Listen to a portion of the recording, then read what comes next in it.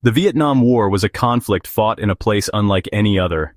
It was a war defined by its landscape. The ground itself seemed to resist the American military machine, a sprawling expanse of dense jungles, steep rugged mountains, and vast waterlogged rice paddies. For an army that relied heavily on the might of its ground vehicles, this presented a profound and often insurmountable challenge. The heavy M48 Patton tanks and the ubiquitous M35 trucks, so effective on the plains of Europe, found themselves bogged down, their progress impeded at every turn. Roads were few and often little more than muddy tracks, easily mined or ambushed by an elusive enemy who knew the terrain intimately. The jungle canopy was so thick that it could swallow entire platoons, making movement slow, treacherous, and terrifyingly loud. This was a war without clear front lines, where the enemy could be anywhere and everywhere at once. The traditional methods of warfare of advancing armies and territorial gains simply did not apply in the same way.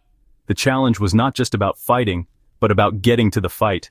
Soldiers would march for days through suffocating heat and torrential rain, only to find their objective empty, the enemy having melted back into the jungle long before they arrived.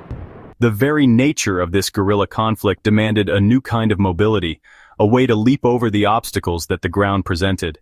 The answer was not to be found on the roads or trails, but in the sky above. The concept of using aircraft to move soldiers was not new. Paratroopers had been used with great effect in World War II, but that was a blunt instrument, a one-way trip into a hot landing zone. What the U.S. Army needed in Vietnam was something more flexible, more responsive. They needed a vehicle that could not only deliver soldiers to a precise location, but could also sustain them, resupply them, and, if necessary, pull them out of danger. They needed a machine that could act as a celestial truck, an aerial ambulance, and a guardian angel all at once. The war in Vietnam would become the proving ground for this new idea, a concept that would come to be known as air mobility. This revolution in military doctrine would be powered by a single, iconic machine, the helicopter. Before Vietnam, helicopters were seen as fragile, complex novelties, useful for observation or light transport but not for the rigors of frontline combat. The war would change that perception forever. It would force the military to rethink everything it knew about logistics, tactics, and battlefield medicine. The helicopter would become the central pillar upon which the American war effort was built, transforming the very rhythm of the conflict. The distinctive womp womp womp of its rotor blades would become the unforgettable soundtrack of the war, a sound that meant hope, help, or impending battle to everyone who heard it. However, as the war intensified, the vulnerability of the Huey became tragically clear. It was a transport, not a warship. Made of thin aluminum skin, it offered little protection against enemy ground fire. A single well-aimed bullet from an AK-47 could sever a critical hydraulic line or worse, strike a pilot or crew member. To provide some measure of defense, crews began improvising. They bolted machine guns onto pintle mounts in the side doors, creating gunships to escort the slicks. They put armor plating on the pilot's seats and piled sandbags on the floor.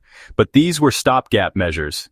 The Huey was being asked to do a job it was never designed for, and the cost was paid in helicopters and, more importantly, in lives. A new kind of helicopter was desperately needed. Perhaps the most sacred and celebrated role of the Huey was that of the dust-off, the medical evacuation helicopter. Before Vietnam, a soldier wounded in battle faced a long and agonizing journey to get to a hospital, a journey many did not survive. The Huey changed that calculus of life and death completely. A dust-off pilot and their crew would fly into the most dangerous landing zones, often under intense enemy fire, to retrieve the wounded. The sound of their approaching blades was a promise of survival. A wounded soldier who made it onto a dust-off helicopter had a better than 98% chance of living.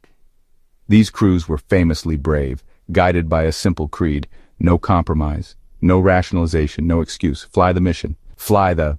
But the Huey's role extended far beyond just being a taxi service for combat troops. It was the lifeline that sustained the entire war effort in the field. These helicopters ferried everything the soldiers needed to fight and to live. They flew in crates of sea rations, pallets of ammunition, barrels of water, and even mail from home, connecting isolated fire bases to the outside world.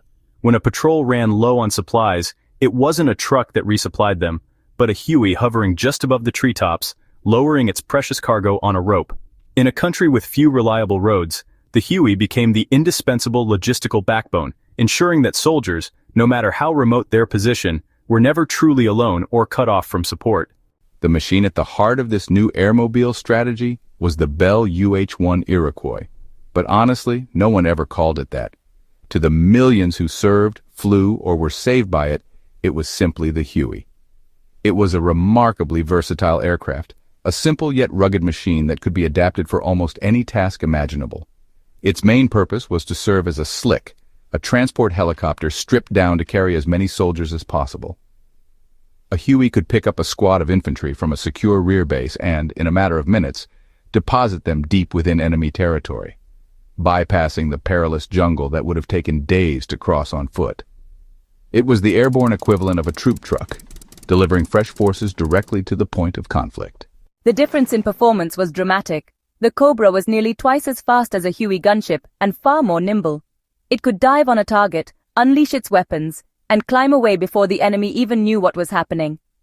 One pilot, recalling his first flight, said it was like trading in a family station wagon for a sports car. The Cobra was not just an improvement, it was a paradigm shift. It officially separated the role of troop transport from that of aerial attack. It allowed the Huey to go back to doing what it did best, moving men and supplies, while a dedicated protector flew alongside it, ready to engage any threat that emerged from the jungle below. The real innovation of the Cobra, however, was its weaponry. It was a flying arsenal. Under its nose, it carried a chin-mounted turret that could house a high-speed minigun or a grenade launcher, a weapon the gunner could aim independently of the helicopter's flight path. On its stubby wings, it could carry a devastating payload of 2.75-inch rockets, perfect for saturating an enemy position before the troop-carrying slicks arrived. The Cobra was a weapons platform first and a helicopter second. It was designed to bring overwhelming, precise firepower to the battlefield, clearing landing zones and providing close air support for the troops on the ground. The Bell AH-1 Cobra was unlike any helicopter the world had ever seen. When it arrived in Vietnam in 1967, it looked like a predator. It was slim, narrow, and menacing, with a fuselage barely wider than the pilot's shoulders. This design presented a much smaller target for enemy gunners on the ground. Instead of the wide-open cabin of a Huey, the Cobra featured a tandem cockpit, seating the gunner in the front and the pilot in the rear, both encased in armored plating. This configuration gave both crew members an excellent field of view, while providing them with far greater protection than any Huey crew had ever known. The Cobra was built for speed and aggression. The problem with using the UH-1 Huey as a gunship was fundamental. It was like trying to turn a cargo truck into a tank. The added weight of guns, rockets, and ammunition made the helicopter slow, sluggish, and less maneuverable, precisely when it needed to be agile to survive. It was carrying a heavy burden meant for a different kind of machine. The U.S. Army realized that improvisation was not enough. They needed a helicopter that was not adapted for combat but was born for it. They needed a true hunter, a machine designed from the ground up for one purpose and one purpose only: to fight. This need gave rise to a revolutionary new aircraft, the AH-1 Cobra. This partnership between the light scout and the heavy attacker proved so effective that it became a standard doctrine, a tactical model that would influence helicopter operations for decades to come, long after the fighting in Vietnam had ended. Loach pilots who would intentionally fly into a hail of bullets to protect infantry on the ground, and Cobra crews who would fly through intense anti-aircraft fire to save a downed crew. This hunter-killer teamwork was a microcosm of the entire airmobile strategy. It was about using speed, technology, and tactical cooperation to overcome the challenges of the terrain and a hidden enemy. The stories of bravery from these teams are legendary. One Cobra pilot describing a rescue mission recalled seeing a Loach go down. "We saw them get hit. We immediately rolled in and put rockets right where the fire came from. We weren't going to let them get to our guys on the ground. We stayed overhead, laying down fire until the dust-off could get in and pull them out." This tactic allowed American forces to find and destroy elusive enemy units without having to commit ground troops to a blind search. As soon as the enemy's position was revealed, the Cobra would roll in from its high perch, diving like a hawk upon its prey. From a safe distance, the Cobra pilot and gunner would unleash a torrent of fire, miniguns, grenades, and rockets, onto the location marked by the Loach's smoke. The effect was devastating and swift. The Loach pilot's first job was to survive the initial volley of fire, mark the enemy's location with a smoke grenade, and radio the position to their partner circling high above. That partner was the killer, the AH-1 Cobra. The pilots of these tiny observation helicopters would skim over suspected enemy locations, deliberately trying to draw fire. It was an incredibly perilous mission, requiring immense skill and nerve. When the enemy inevitably opened up on the exposed loach, they would reveal their hidden positions. The Loach was the hunter of the team. It was a small, agile, egg-shaped helicopter that flew dangerously low and slow, sometimes just feet above the jungle canopy. Its job was to be the bait. A typical pink team consisted of a single Cobra attack helicopter, working in tandem with one or two smaller, lighter OH-6 Cayuse observation helicopters, nicknamed Loaches. Each had a specific and vital role to play in the deadly dance of aerial warfare. The arrival of the AH-1 Cobra did more than just introduce a new aircraft. It created a new way of fighting. The Army developed innovative tactics that paired the unique capabilities of different helicopters into highly effective teams. The most famous of these was the hunter-killer concept, often organized into what were called pink teams. These teams were a perfect example of battlefield synergy, a whole that was far greater than the sum of its parts.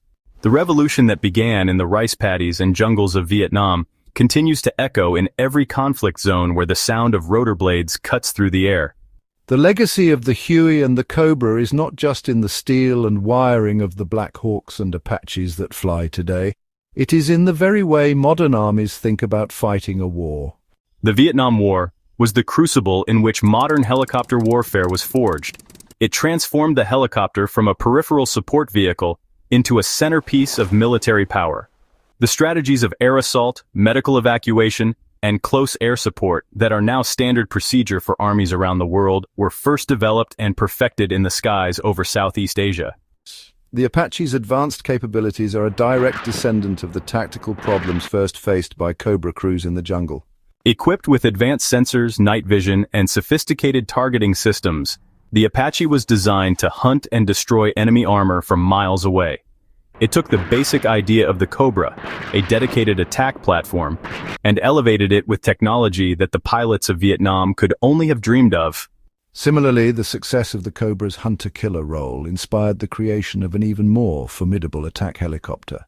The Army envisioned a machine that was not just a gunship, but a flying tank killer, an aircraft that could operate on a high-tech battlefield, day or night. This vision became the AH-64 Apache. The Black Hawk was designed to be the Huey's successor in every way, faster, tougher, with redundant systems that could absorb significant damage and keep flying. It was the embodiment of the lessons learned from every dust-off mission and every hot landing zone insertion in Vietnam. The Army wanted a helicopter that could carry more troops, withstand more damage, and fly and fight at night and in bad weather. This desire led directly to the development of the UH-60 Black Hawk. The military knew it could do better, and the designs for the next generation of helicopters began even before the war was over. The Huey's vulnerability and the Cobra's reliance on clear weather for its targeting systems highlighted the need for more advanced and survivable aircraft. The Huey had proven the concept of air mobility, showing that an army could be moved and sustained from the air. The Cobra had proven the concept of the dedicated attack helicopter, a machine built specifically to dominate the battlefield from above. But both aircraft, for all their successes, had their limitations. The experiences in the skies over Vietnam forged the future of military aviation. The lessons learned in the heat of battle, paid for with the courage and sacrifice of thousands of helicopter crews, created a blueprint for a new generation of aircraft.